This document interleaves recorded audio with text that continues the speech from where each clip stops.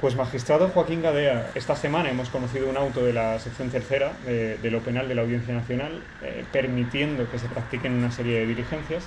¿Cree usted que hay un cambio de postura de la Audiencia Nacional ante el posible pronunciamiento del TJUE o por otro tipo de circunstancias?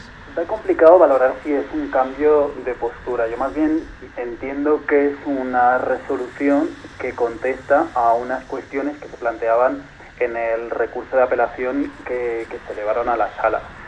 Creo que para valorar si realmente ha habido o no ha habido un cambio de postura sería necesario lo que se conoce como una línea jurisprudencial un poco más consolidada, por lo menos que hubiera 2 o 3 resoluciones que apuntaran en un determinado sentido y que pudieran hacernos entender a los jueces que estamos en audiencia que el criterio de la sala va en un sentido o en otro. Cuando usted valoró este asunto en 2021 se le pusieron encima de la mesa los diferentes elementos y algo que refieren las defensas es que una orden europea de investigación por un fiscal, señalan, no sería suficiente para solicitar pruebas que afecten a derechos fundamentales. Usted sobre esto tuvo claro que responder. Bueno, en el caso del asunto del que yo conocí, lo que se me planteaba básicamente por la defensa era la nulidad de la información que se nos había suministrado por parte de las autoridades de Francia. Y yo creo que mi respuesta se encaminó precisamente a contestar a la nulidad que se suscitaba. Y en ese sentido creo que mis 3 ideas fuerzas serían la legalidad en origen de la obtención de la información de Encrochat, porque era una información que se había obtenido en el marco de una investigación penal en Francia, con arreglo a los mecanismos que la ley de enjuiciamiento criminal ofrece en Francia. Por otra parte, yo entendía que el intercambio de información entre los Estados miembros estaba totalmente legitimado por los convenios y el instrumento de la Orden Europea de Investigación, y finalmente lo que venía a decir era que existía que existían unos indicios que me permitían seguir adelante con la investigación. ¿Cree que una orden como la que se emitió en Francia, una orden como la emitida por la juez de Lille, sería viable en España? Por la información que yo tengo, y creo que en algún momento lo pongo en el auto, aproximadamente se pudo llegar a la conclusión de que como el 90% de las comunicaciones que se hacían a través de la plataforma o del servicio de mensajería Encrochat podían tener un carácter ilícito. Creo que existían razones para considerar que se estaban cometiendo delitos conforme a la legislación francesa en el uso de esta plataforma. Aquí nuestra ley de enjuiciamiento criminal prevé la posibilidad de poder autorizar el acceso a dispositivos de almacenamiento de información. No lo sé, me resulta complicado decir si algo exactamente igual se podría producir aquí, pero bueno, creo que es un tema interesante y que en caso de que se planteara, pues creo que plantea o que sucediera aquí en España, sería un reto jurídico interesante, ¿no? Y sería un tema interesante de valorar y de ponderar el grado de afectación a los derechos fundamentales en juego y bueno, pues tendría que saber exactamente en qué términos se plantea para saber a qué conclusión podría alcanzar. Me resulta un poco complicado contestarte de antemano. Bueno, entonces, recapitulando lo que tenemos hasta ahora, porque al final es una información bastante compleja, van a intervenir bastantes personas. ¿Qué tenemos hasta ahora, Sara? Por ponernos un poco en contexto, Encrochat es un sistema de comunicación encriptada utilizado por personas que estaban involucradas en actividades delictivas que bueno, fue un poco descubierto, por así decirlo, por la policía holandesa, belga y francesa gracias a una autorización judicial. El problema aquí es cómo se obtuvieron esas pruebas. Claro, y en la primavera de 2020 ese equipo conjunto de investigación formado por policías francesas, holandesas y belgas acceden a ese servidor. Lo que pasa es que acceden a todos los datos que había en ese servidor. Es justo sobre lo que el auto firmado por, entre otros, el magistrado Guevara de la Audiencia Nacional esta semana ha dicho, vale, investíguese cuál es el origen de todo esto. Justo es lo que estamos comentando ahora mismo, porque después ya se empiezan a desencadenar los acontecimientos. El 14 de septiembre la jueza de Lille en Francia autoriza la transmisión de los datos, de todos los datos intervenidos en EncroChat. Después, el 12 de noviembre, ya un teniente de la Guardia Civil va a la Gendarmería y recoge ese disco duro de 250 gigabytes, una barbaridad. El 18 de noviembre, la Fiscalía Especial Antidroga autoriza, mediante un decreto, a la Guardia Civil a que haga uso de esos datos. Y después, a partir de ahí, digamos que hay diferentes diligencias preliminares no judicializadas en las que se ampara la Guardia Civil para hacer diferentes investigaciones, pues en temas de blanqueo de capitales, de tráfico de drogas, ¿no? Delitos contra la salud pública. Son las famosas diligencias 1620 y 2020 que es importante tener en cuenta. Ahora bien, todo está en determinar si hubo una vulneración de derechos fundamentales en el momento de acceder a esos servidores por parte de las policías y, sobre todo, cómo la prueba obtenida en un tercer estado pasa a España. Lo que estamos por determinar ahora es si esa orden europea de investigación cumplía todos los requisitos formales que tenía que cumplir, si el fiscal podía emitirla tocando las pruebas a derechos fundamentales, ¿no? En virtud de esa ley de reconocimiento mutuo, y sobre todo si se han hecho bien las cosas, si había un amparo judicial, si no se vulneraron esos derechos. Y creo que ahí es a donde van las diferentes partes que vamos a escuchar ahora, ¿no? Vamos a ver que nos han contado las diferentes partes en el proceso, ¿os parece? A ver qué nos cuentan. Venga.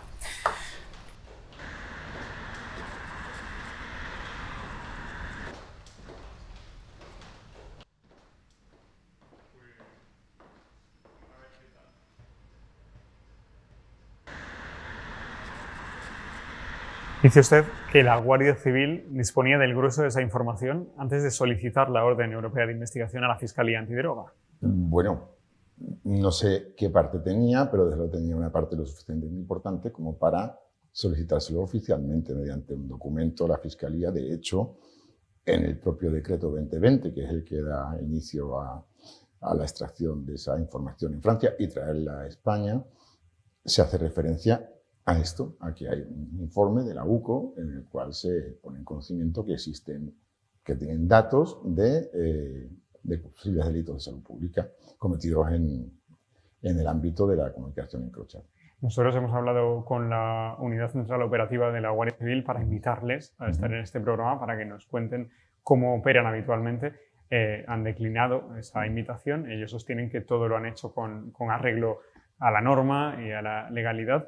Si ellos ya tenían esos datos, digamos, y entonces, ¿por qué va la Guardia Civil a Francia?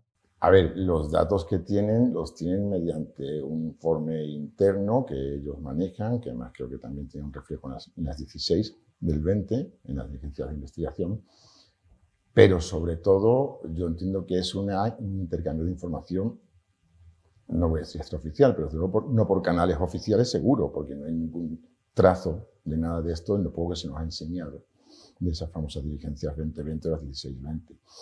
Lo que sí es cierto que el inciso es tan oscuro como que en algunos documentos de fiscalía, de algunos fiscales, no se especifica que sea la UCO la que le pide a la fiscalía que abra estas diligencias por medio de un oficio. A veces se dice que es por una transmisión espontánea de la Fiscalía de Lille a la Fiscalía española, y entonces ahí hay una dualidad de origen que ya de por sí es lo suficientemente tenebroso como para encima oscurecerlo más. ¿A qué se refiere exactamente cuando hablamos de una investigación prospectiva? Habla usted de una investigación que ha recopilado datos de carácter general de personas que estuvieran investigadas o no.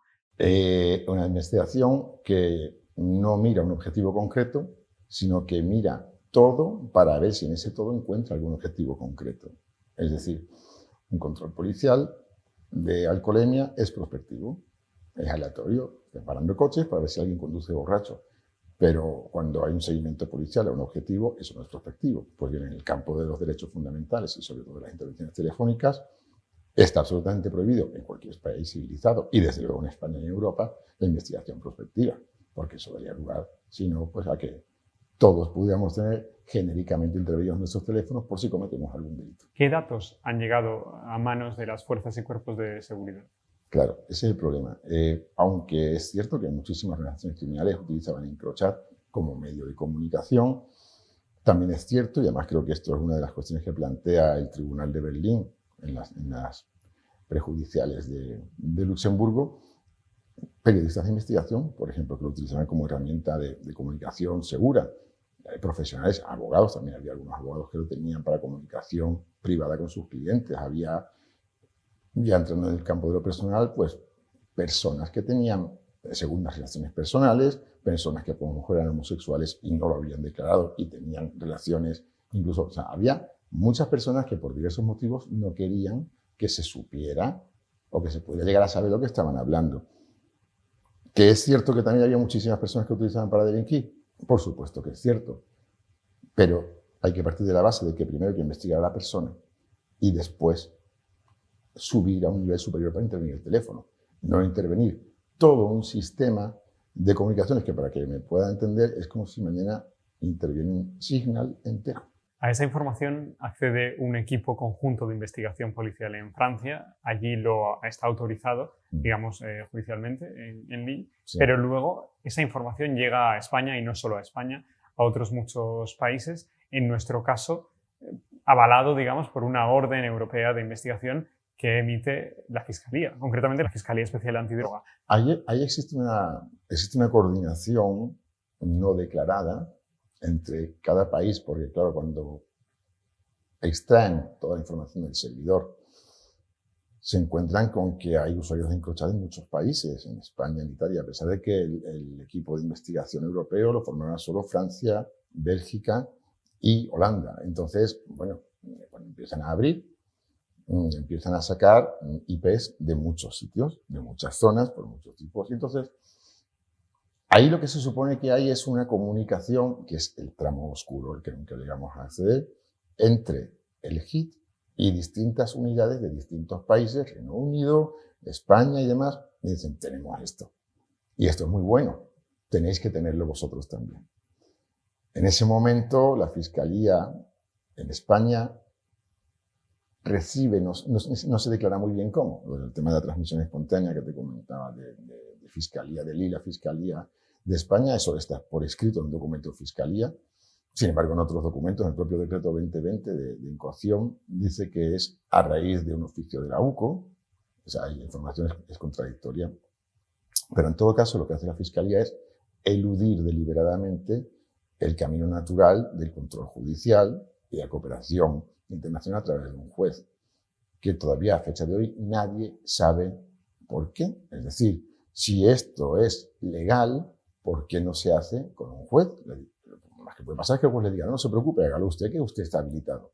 Pero es que los fiscales no están habilitados para emitir órdenes europeas de investigación que afecten a derechos fundamentales, y la Fiscalía lo sabe.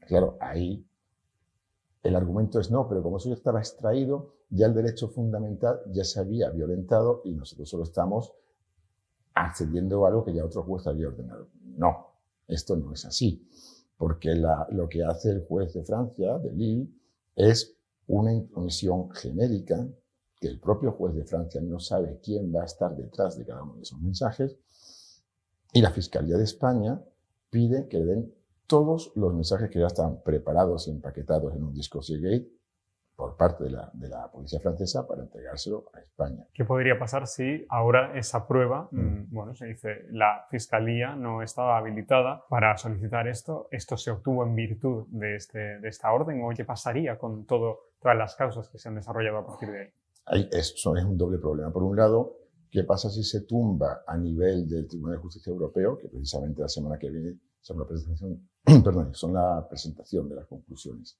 de la abogada general, que apunta, parece ser, a que no van a ser muy de respaldar EncroChat, como se hizo, y Y eso tendría un efecto distinto en cada uno de los procedimientos, porque evidentemente hay procedimientos que pueden tener otro nido de pruebas adicional, como seguimientos operativos y demás, que subsistirían.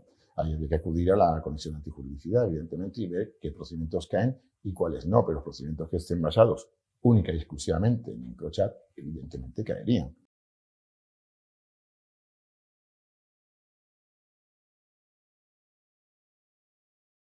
Gesualdo García y Paloma García forman parte de García Abogados, Paloma García Abogados, que son el despacho que ha conseguido esta semana en la Audiencia Nacional un auto que puede marcar un antes y un después en este asunto. ¿Qué es lo que solicitaban ustedes? ¿Qué es lo que se consigue?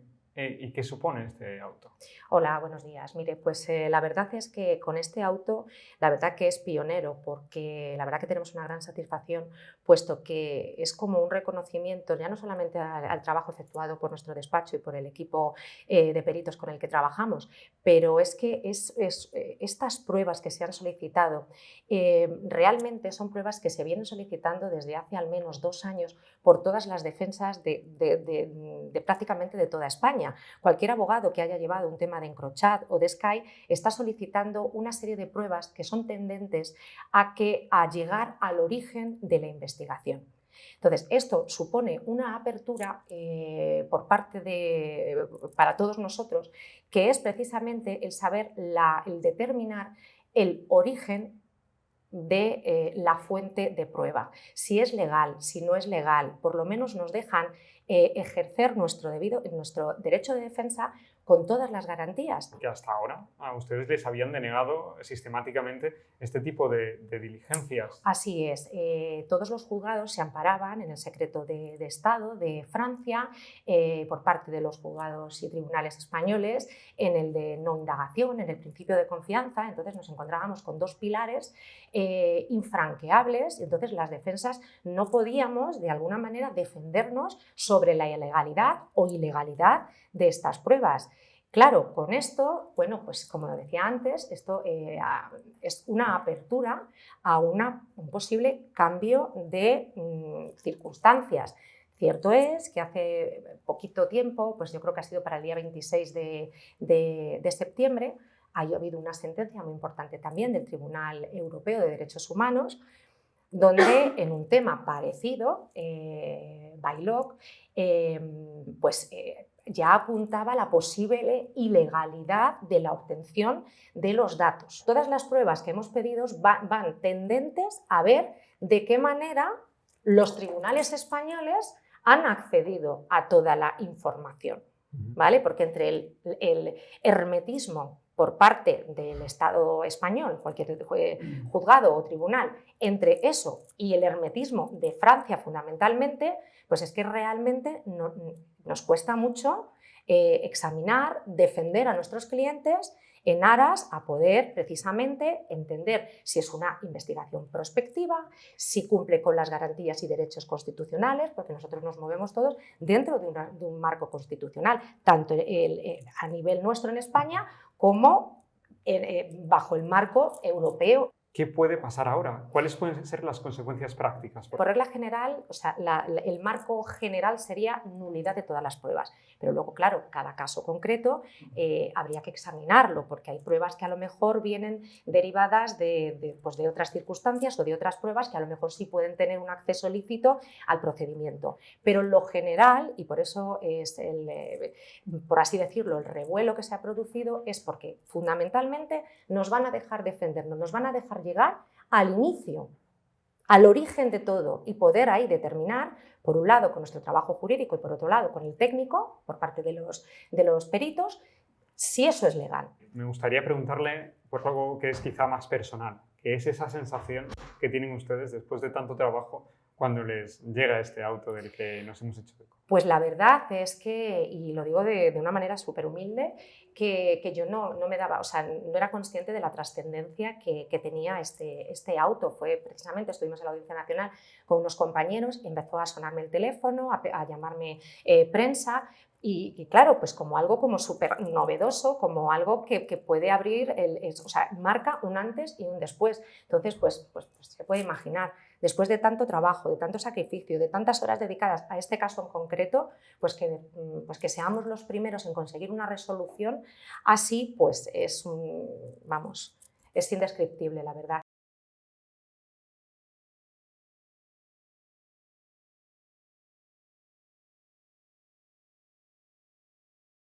¿Qué es una orden europea de investigación? Pues una orden europea de investigación, hablamos del ámbito de la Unión Europea, es una cooperación, un instrumento de cooperación de los Estados miembros de la Unión Europea y se trata de una orden, una resolución judicial o validada por el juez que se manda de un país como España a otro país como puede ser Alemania, Francia o Finlandia, con la vista para obtener las pruebas en este otro país. Y las autoridades competentes, que en mayoría de los casos son judiciales, pero pueden ser también fiscales, ejecutan esta orden y obtienen estas pruebas que están en el otro país y las envían al país que ha emitido una orden. ¿Y quién puede emitir esta orden? Entran tanto jueces como fiscales, como pueden ser otras autoridades, dependiendo del sistema de cada país. Sin embargo, es que se dice también que luego, si una orden está emitida por la autoridad diferente a la judicial, luego tiene que ser validada por el juez. Y tengo entendido que además existen determinados límites cuando el solicitante es el fiscal, ¿no? Cuando la prueba atañe a derechos fundamentales, ahí hay más límites, ¿no? O la cuestión es incluso más estricta.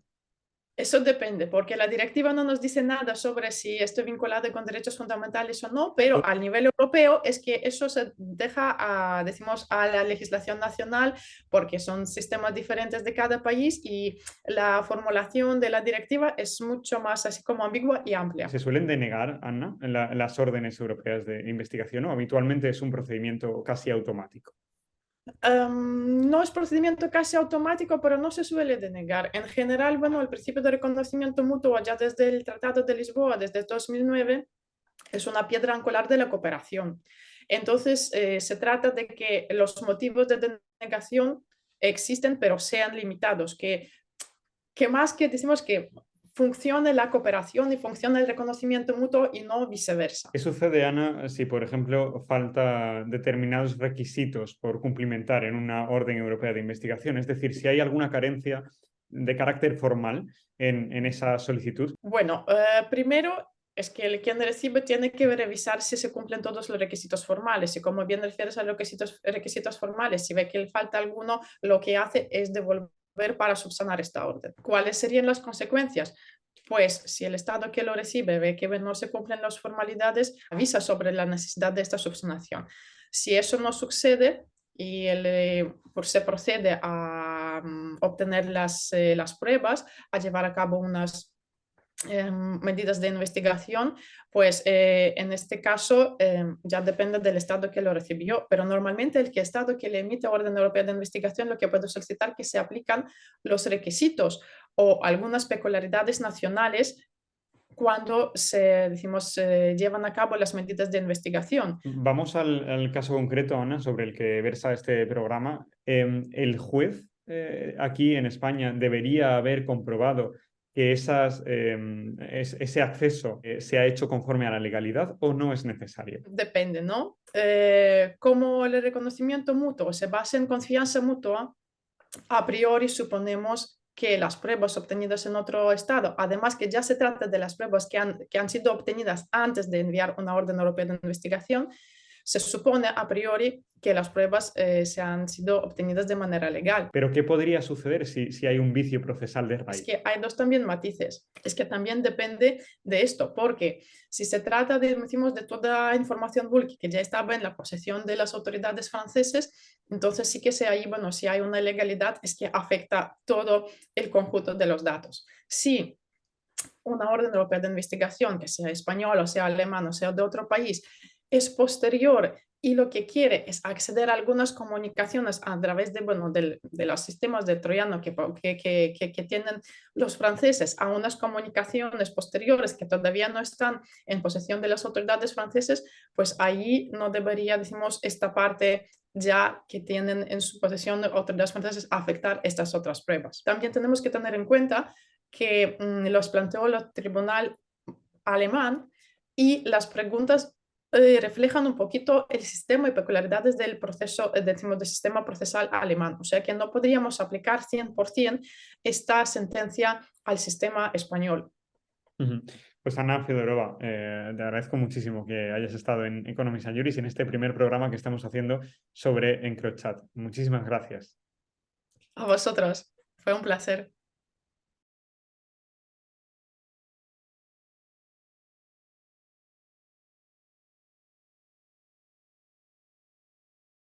Javier Rubio es perito informático. Javier, ¿qué tal? Bienvenido. Muchas gracias. Gracias por atendernos. Javier, ¿en qué consiste su trabajo relacionado con todos estos asuntos de EncroChat? Bueno, pues la labor de los peritos que trabajamos en los temas de EncroChat pues es analizar la documentación técnica aportada en autos para verificar si bueno, los mensajes que se dice que son de EncroChat, y también hay otro sistema que fue pues, intervenido, que fue SkyECC,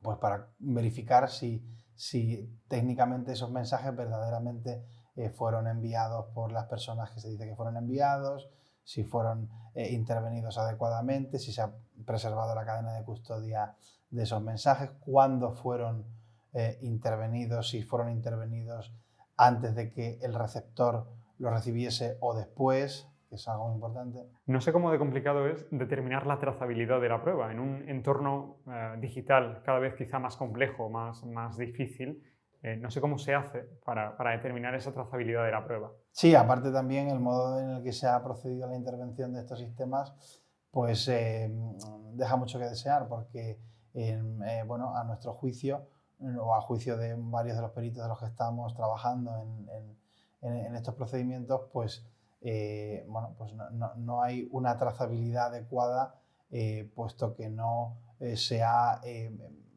entregado copia del volcado forense del servidor donde presuntamente estaban los mensajes. Entonces, bueno, se ha procedido a una intervención, por así decirlo, en caliente de los mensajes, y eso implica pues, que la trazabilidad pues, está en entredicho, ¿no? No sé si han encontrado, si se puede decir, que haya existido una manipulación por parte de las fuerzas y cuerpos de seguridad. Al final lo que se extraen son decenas y decenas de conversaciones, muchos mensajes que pueden servir como pruebas o como prueba iniciaria al menos para incriminar a determinadas personas. ¿Se ha manipulado la información? ¿Eso lo han podido probar ustedes? Es que una cosa es la manipulación de los mensajes y otra cosa es la imposibilidad de garantizar la trazabilidad de los mensajes. Es decir, y la imposibilidad de garantizar la trazabilidad de los mensajes implica que no se pueda determinar si ha habido manipulación o no. Es que son cosas muy diferentes y que muchas veces pues no se entiende, ¿vale? Pero son cosas distintas. Es decir, si a mí me presentan los mensajes en un fichero de texto, ¿de dónde viene eso, no? Yo lo que necesito es un volcado forense de la evidencia con las bases de datos originales para poder verificar que esos mensajes estaban ahí, no un fichero de texto donde ya cualquiera ha podido añadir, modificar. De hecho, se ha hecho, es decir, no digo que se hayan modificado o manipulado los mensajes, sino se han procesado esos mensajes, ¿vale? Se han procesado, por así decirlo, para que sean comprensibles a las autoridades y a los letrados, pero en ese proceso de procesado, valga la redundancia, pues, bueno, pues no hay una garantía de trazabilidad, ¿vale? Porque todo eso tiene que estar perfectamente controlado a nivel técnico, Es ¿vale? decir, hoy por hoy no podemos afirmar contundentemente que ha habido una intencionalidad de manipulación de mensajes. Lo que sí podemos decir es que no existían las garantías necesarias para que se pueda determinar que esos mensajes no ha habido ningún tipo de manipulación. Exacto, justamente como usted lo ha dicho. Es decir, no hay una garantía de que los mensajes estén manipulados, pero tampoco hay una garantía de que los mensajes sean originales y sean totalmente fidedignos con respecto a cómo se enviaron y se recibieron. ¿Cuáles son sus conclusiones después de todo este tiempo trabajando en este tipo de casos? Ha dicho que quizá no existían las garantías necesarias por parte de las fuerzas y cuerpos de seguridad. ¿Cómo cree que va a terminar todo esto? Bueno, las conclusiones son las que están en los informes que yo he escrito y que hemos escrito con otros compañeros y todo eso, y que es que, bueno, pues los mensajes, como le decía, no se puede garantizar que tengan una trazabilidad correcta, adecuada, forense, ¿vale? Porque es muy importante esta palabra. La palabra forense procede del latín, que es foro, ¿no? Relativo al foro, es decir, que todo el proceso sea público y repetible, ¿no? Es decir, que todos los profesionales que trabajan en el análisis de esas evidencias puedan llegar a las mismas conclusiones. Y esto no es así en este caso, porque no se están aportando las pruebas originales intervenidas, que fundamentalmente son el servidor donde estaban los mensajes, ¿vale? Un volcado de ese servidor. Con lo cual ustedes no tienen elementos de contraste para poder... Exacto, lo que tenemos son copias en texto de los mensajes, pero eso es como si alguien en su casa se abre el Word y se pone a escribir unos mensajes.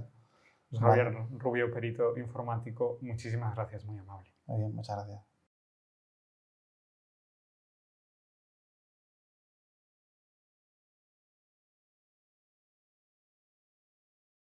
Se ha rodeado la función de los jueces instructores, se ha eludido el control judicial y se ha establecido la norma de la prospección, evitando no primero investigar a una persona y luego profundizar en esa investigación mediante llamadas telefónicas, sino que lo que se ha hecho es, como norma en este caso en el Sky, ¿no? Y otros que son muy efectivos, es evidente, pero muy ilegales también, es intervenir una plataforma entera con desconocimiento de quiénes son sus usuarios, con desconocimiento de si hay delitos o no, y en caso de haber delitos, qué delitos son.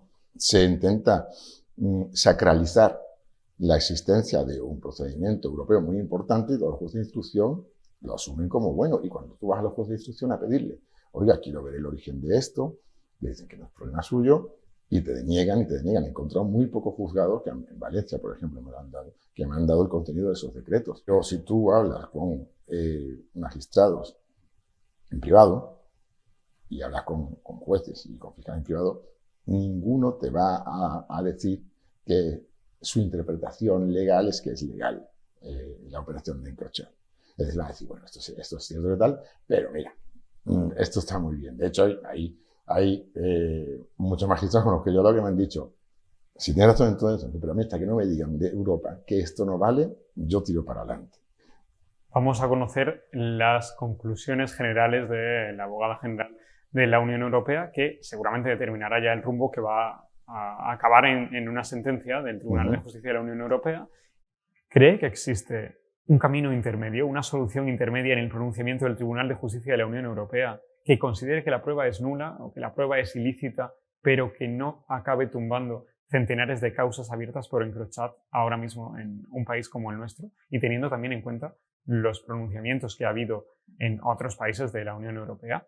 Bueno, a ver, el Tribunal de Justicia Europeo no se va a referir directamente a tirar las causas o a desestimar las causas, porque no tiene una jurisdicción directa sobre las causas, más que sobre la del Tribunal de Berlín. Pero sí que es cierto... Puede dar una justificación, ¿no? Que puede hacer una especie de maniobra malabarística para intentar no dejar en evidencia la utilización de esa sentencia para hacer pues, un martillo de otros procedimientos y destruirlos. Lo que sí es cierto es que va a ser muy complicado que esto suceda, porque la trayectoria jurisprudencial del TJUE en materia de secreto de comunicaciones, en materia de acumulación de datos de servidores para fines policiales y demás, es muy restrictiva. De hecho, la sentencia de 2022, de abril creo que es, iba en un sentido absolutamente duro contra este tipo de situaciones. Ahora mismo la sentencia no del TJUE, pero sí del Tribunal de Estrasburgo sobre el caso de Baylock, este asunto lo han tumbado, han dicho que no cabe, o sea, han declarado la ilicitud de la prueba por el hecho de violentar el artículo 6. Evidentemente, claro que se está violentando el artículo 6, y eso era solamente porque habían intervenido de esa aplicación todos los usuarios que empezaban por letra G, en la investigación de Turquía. En Encrochat se ha intervenido el abecedario entero, o sea, la totalidad de los usuarios sin excepción ni límite. Entonces, yo creo que va a ser muy complicado crear una bipolaridad sobrevenida en la trayectoria del TJUE. Espero que no.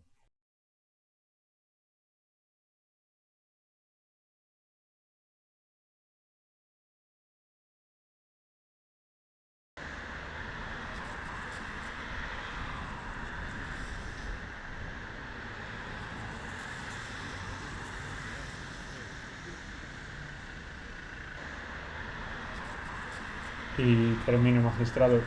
¿Teme usted que decenas de causas puedan caer al aplicar esa doctrina del árbol envenenado si finalmente se determina que la prueba de origen o la prueba en la que se basan determinadas causas no es lícita? Habrá que ver cada caso en concreto. Yo creo que desde luego las defensas hacen su trabajo y intentan pues, que las pruebas que puedan serles de cargo pues sean apartadas o las pruebas que sean perjudiciales pues que no se tengan en consideración. Y yo creo que habrá que ver en cada caso. No, hasta que no haya un pronunciamiento del Tribunal de Justicia de la Unión Europea, para mí el Encrochat cumple con las condiciones necesarias para ser utilizadas en el procedimiento.